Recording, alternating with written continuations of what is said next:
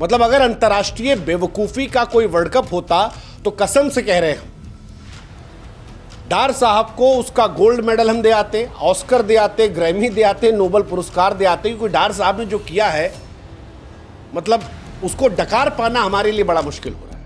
कोई आदमी इतना कैसे क्यूटिया हो सकता है यार, इतना ज्यादा इस लेवल पर, इंतहा लेवल पर। मतलब टेलीग्राफ.com को हटा के क्या क्या उस वेबसाइट पे लिखा भाई साहब, उस वेबसाइट की टाइमिंग देख लो, उस वेबसाइट पे मतलब 36 गलती है यार। क्या पाकिस्तान का विदेश मंत्री बिना पढ़े लिखे संसद में बकवास कर देता है? अच्छा, जिस कॉन्फिडेंस से कहा उन्होंने, पेपर निकाला और कहा Pakistan air force is the undisputed king of sky. अब ने कहा उफ, ये नजाकत।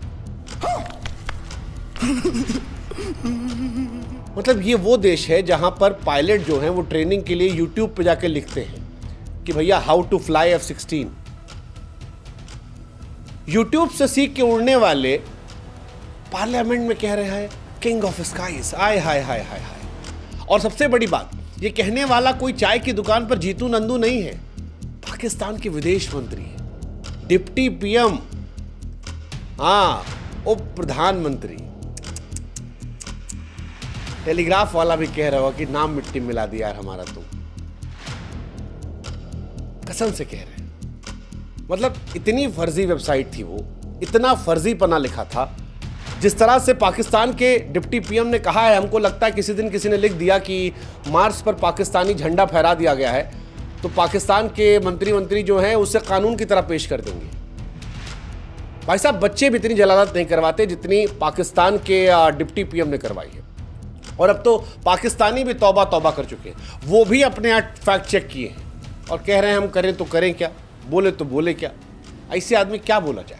हालांकि अगर आपको यह लग रहा है कि एक उल्लू है तो नहीं, वो जो शेर हमने शुरू में कहा था, हर शाख पर उल्लू बैठा है, कितने उल्लू देखोगे।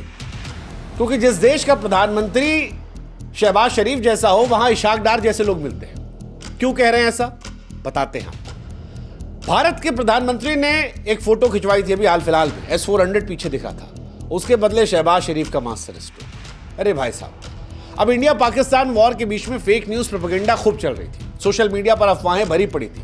मोदी जी आदमपुर गए और वहां पर एक फोटो खिंचवाई जिसने फेक न्यूज को एक्सपोज किया। पीछे S-400 दिख रहा था, पाकिस्तान का दावा था कि S-400 उड़ा दिया गया है। मोदी जी ने कहा देखो फेक न्यूज है। अब पाकिस्तान को तो कॉपी करनी है, शहबाज शरीफ के पास कुछ ओरिजिनल तो है नहीं, उनके यहाँ या तो विन है या लन है, तो उन्होंने कहा जी लन करके विन करते हैं।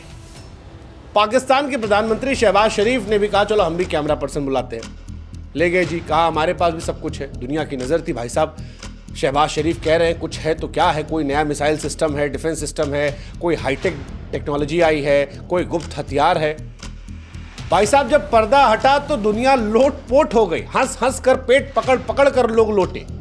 शहबाज शरीफ का जो मास्टर स्ट्रोक था वो दीवार पर टंगा एक वॉलपेपर था और लोग माथा पकड़कर बोले कि भैया भारत के मिसाइल डिफेंस सिस्टम के सामने ये मास्टर स्ट्रोक, मानो AK-47 के सामने कोई गुलेल रख दे।